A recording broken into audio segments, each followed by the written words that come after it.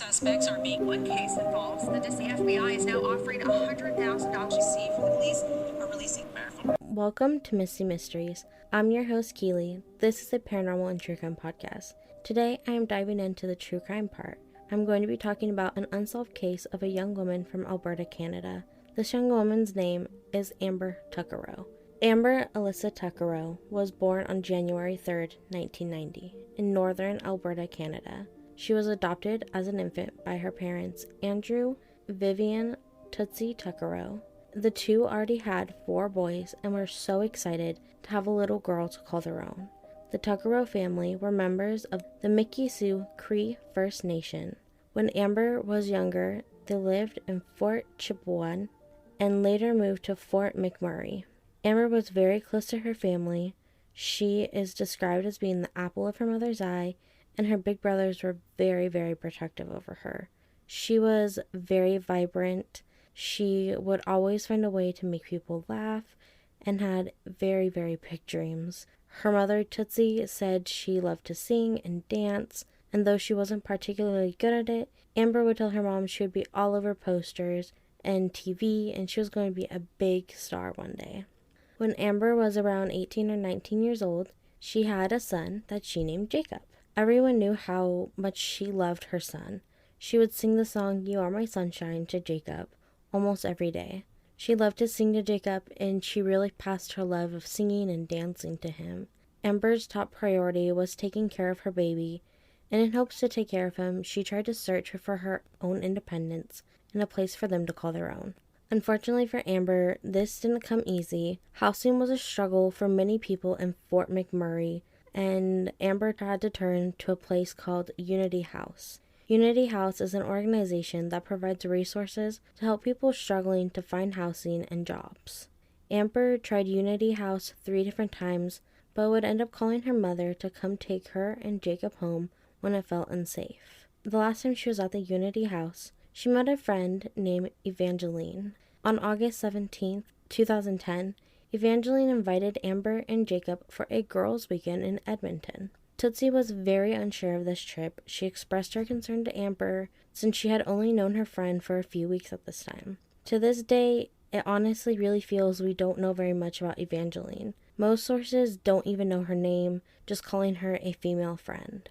The first source that I had found her name was Voices for Justice podcast by Sarah Turney. When it comes to Evangeline, it feels like her part in Amber's life left a lot more questions than answers. This is why it was completely understandable that Tootsie asked Amber to leave Jacob at home, but Amber told Tootsie, "Just a couple of nights, Mom. I'll be back after 2 sleeps." For a timeline of Amber's Girls' Weekend, I found the ID channel show Still a Mystery episode Her Last Night Out had the most accurate, since her mom Tootsie did talk about the timeline on this episode. So, Amber, Jacob, and Evangeline left at 6:30 a.m. Their plane landed at 8 a.m. To save money, they decided to rent a room at a motel named the Nisku Place Motel in Nisku, a town just outside of Edmonton. We aren't sure what they did on the 17th after arriving, but it's believed they decided to stay in for the night, and the next day, on August 18th, the 3 of them headed to go shopping at the West Edmonton Mall, and returned to the room later that night. It is unknown how the 3 got to the mall and got around shopping since they did not rent a car, but they could have hitched a ride with someone or ridden in public transportation. Shortly after they did get back to the room, no one knows exactly why, but Amber asked her friend to watch Jacob while she went back out. After her friend had agreed, Amber headed back out to Edmonton at 7:30 p.m. and hitched a ride with the unknown man. I know for most true crime listeners, you are probably worried why she would hitchhike. On the TV show Still a Mystery, they explained that this was a normal way to get around for many Indigenous people of Fort McMurray. Fort McMurray is a more rural area known for what it contributes to the oil industry. The treatment of the Indigenous people have left them struggling financially, and for most, a car is an affordable buy, which leaves them relying on others for rides. For Amber, she may have thought nothing about hitching a ride, but the man who picked her up may have had different ideas on the night of August 18th. Before I tell you more of Amber's story, let's take a quick break. Have you heard of Anchor? Anchor is the easiest way to make a podcast. When I started Misty Mysteries, I didn't know where to go, and Anchor helped me get Misty Mysteries started without charging me an arm and a leg. Anchor is really my suggestion for anyone looking to start a podcast. It has tools that allow you to record and edit in-app or on the website. Anchor distributes your podcast on all the listening places such as Spotify, Apple Podcasts, Google Podcasts, Good Pods, and all your favorite listening places. It's everything you need to make a podcast all in one place, and best of all, it's totally free, all on Anchor FM and on the Anchor app. Welcome back from the break, and let's jump right back into Amber's story. On the night of the 18th, after getting into the car, Amber's contact with her mom, Tootsie, that she had been texting all day, seemed to stop, and Tootsie got worried that something may have happened to Amber or Jacob. She tried to call Amber a few times with no answer, and quickly called Evangeline to see if everything was okay. Evangeline told Tootsie that Jacob and Amber had been asleep, which is why Amber wasn't answering any text or calls. Tootsie then asked her to make sure Amber called her first thing when she woke up in the morning. When the morning of the 19th came, Amber hadn't called or sent any text to her mom. Tootsie did get a text from Evangeline. She had just texted Jacob's grandma, and Tootsie knew something was wrong right away. She called Evangeline, who informed her that Amber left in the middle of the night and left Jacob behind, but that's something Tootsie knew Amber would never do. She loved Jacob more than anyone or anything else in this world. Tootsie immediately called the Royal Canada Mounted Police, or RCMP, which is what I will be calling them for the rest of this episode, to report Amber missing, but they didn't take her too seriously. They told Tootsie that she was most likely out partying and not to sweat it, and told her to wait the full 24 hours. After she had waited the full 24 hours and no contact from Amber came, they started to look more into Amber's whereabouts. The next day, on August 20th, the RCMP added Amber to the missing persons list, but Amber's family felt not much was being done to look for her. No one had questioned anyone, not even Evangeline, and no searches had been conducted. Tootsie took a trip out to Edmonton to pass out flyers and hoped to get the word out about Amber. Tootsie kept in contact with the RCMP, informing them of any tips that had come in until a week later, on August 28th, when she had called them and they informed her Amber had been taken off the missing persons list. Her first reaction was to ask if her daughter had been found, but he had told her no, she hasn't. They received a tip from a gas station attendant who said they saw Amber in Edmonton, which is why they took her off the list. The RCMP didn't make contact to follow through on this tip, and Tootsie was very upset because Amber was obviously still missing. She hadn't made any contact with her family to tell them where she was, if she was okay, or even to check on Jacob, which isn't like her at all. Tootsie did not give up and fought the RCMP for a month till they finally put Amber back on the missing persons list in October of 2010. This meant for the whole month, the RCMP did nothing to help find Amber and even release a statement to the public. They did not believe Amber was in any danger. In 2010, there was a reported 562 murdered or missing Indigenous women in Canada. 10% of all female homicides in Canada were Indigenous women, who only make up 3% of the female population. Indigenous women are 2.5 times more likely to experience violent crimes or foul play in their lifetime. Tootsie knew Amber was a very strong woman and knew she could take care of herself, but also knew how dangerous the world is for Indigenous women, which made losing that month so much more frustrating for not only her, but her sons. Tootsie fought for her daughter, but even with tips rolling in, not much was done, even the RCMP saying again in July of 2011 that Amber did not live a high-risk life, which made them believe she was not a victim of foul play. Just a year after this statement, in 2012, Amber's family learned that there was a 17-minute phone call recorded between her and her brother on the night she went missing. Amber's brother was incarcerated in the Edmonton prison at this time, and all calls coming into the prison are recorded, which is why this had been recorded that night. During the call, you can clearly hear she is in the car with a man. This man is believed to be the man who picked her up from the motel. On August 28th, 2012, 2 years after Amber went missing, the RCMP released a minute of this phone call. The clip they released has different parts from throughout the call. I'm going to play the clip, but I want to warn that it can be very hard to listen to. Where are we by? We're just heading south of Beaumont, or north of Beaumont. We're heading north to Beaumont. Yo, where are we going? No, this is a... Are you f***ing kidding me? You better not take me anywhere I don't want to go. I want to go into the city. Jeez. Yo, we're not going into the city, are we? We're going. No, we're not. Yes. Then where the f*** are these roads going to? 50th Street. 50th Street. Are you sure? Absolutely. Yo, where are we going? 50th Street. 50th Street? 50th Street. East, right? Over now. Bravo.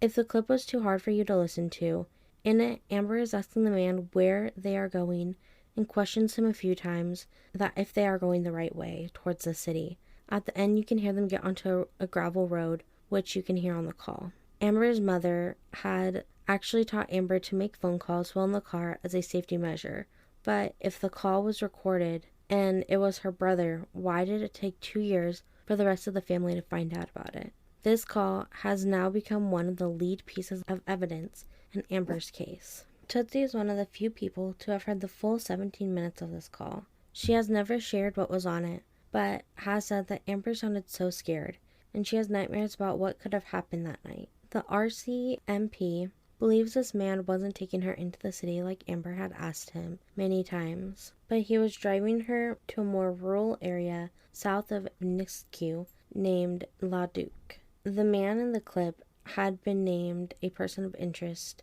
in Amber's disappearance. When the clip was originally released, tips came flying in, naming people's fathers, brothers, uncles, and partners. But just a few days later, a huge discovery was made. On September 1st, 2012, a group of horseback riders found a skull near a tree outside a farmer's field in Leduc. The group reported what they had found to the farmer, who called the RCMP about the findings. The RCMP was able to use dental records to confirm that the skull and set of remains found by the field was 20-year-old Amber Alyssa Tuccaro. Sadly, no cause of death could have been confirmed due to the state that her remains were found in.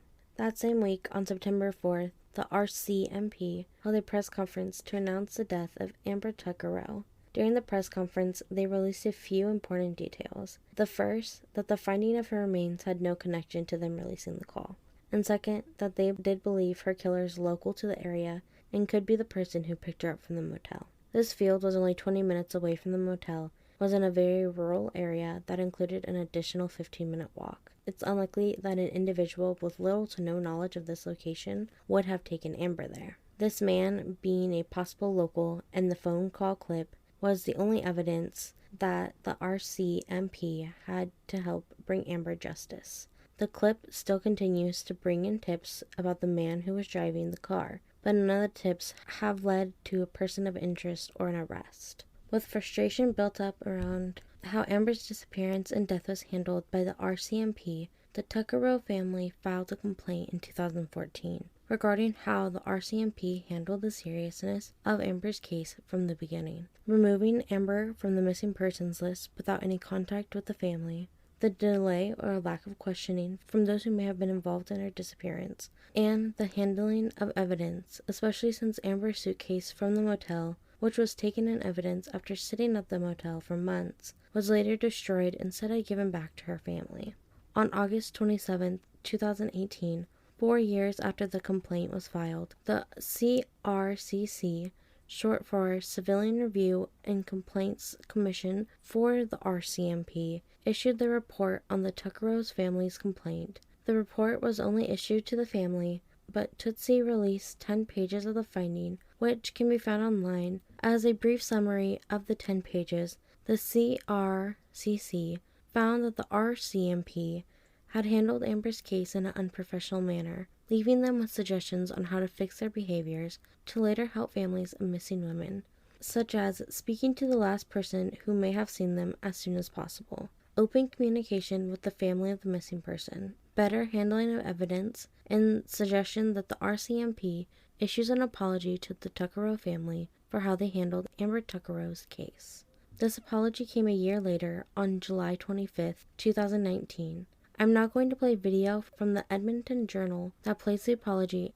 At the beginning of this investigation, the RCMP was not the police service we strive to be. On behalf of the RCMP, I am truly sorry. I fully acknowledge that in the early days of our investigation into Amber's disappearance, that it required a better sense of urgency and care.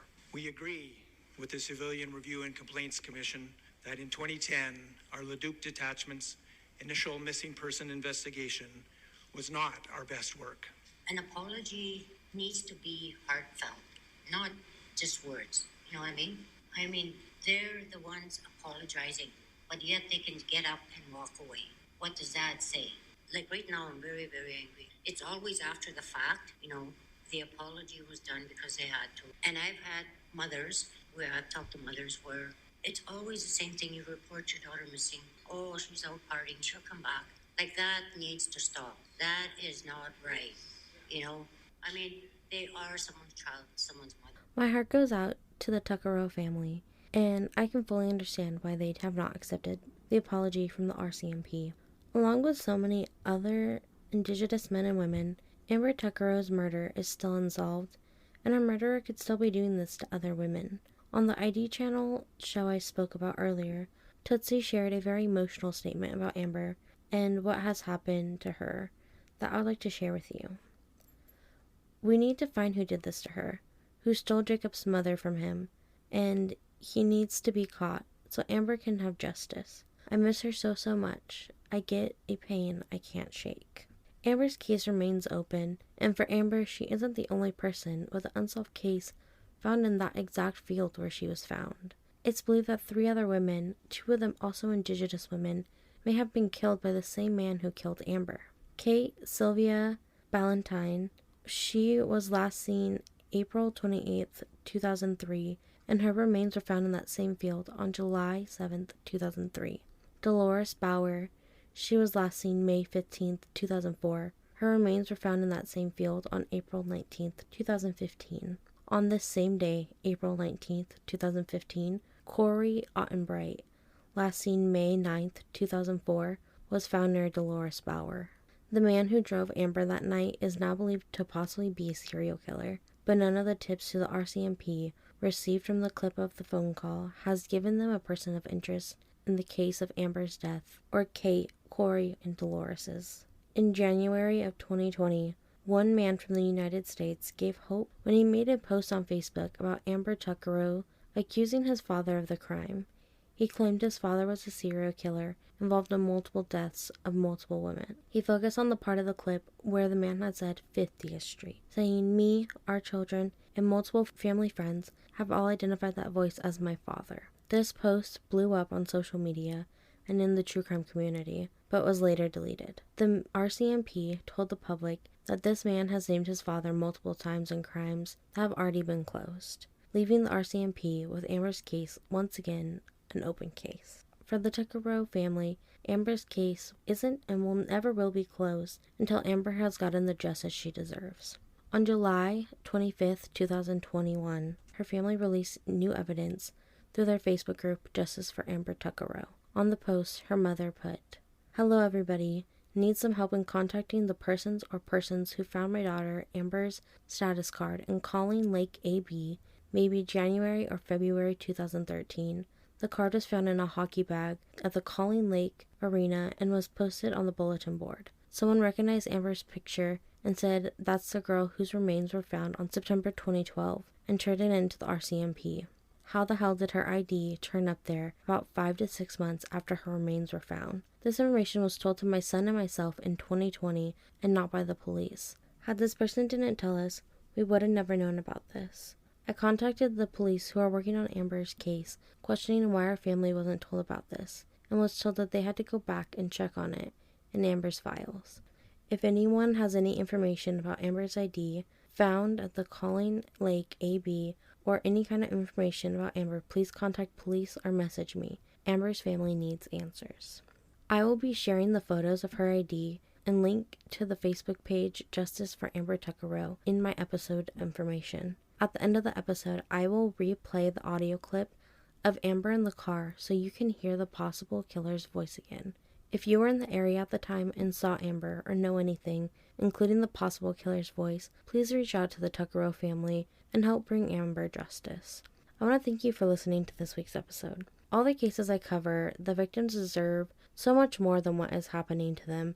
We can always hope that they will be found or they will find justice, and until then, I will continue my podcast journey. In my episode information, I want to share with you resources to not only help Amber and the Tuccaro family, but to help Indigenous communities.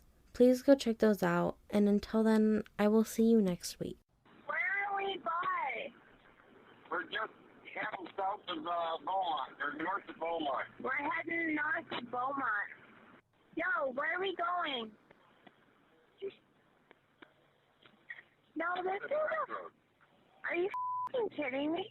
You better not take me anywhere I don't want to go. I want to go into the city. Jeez. Yo, we're not going in the city, are we?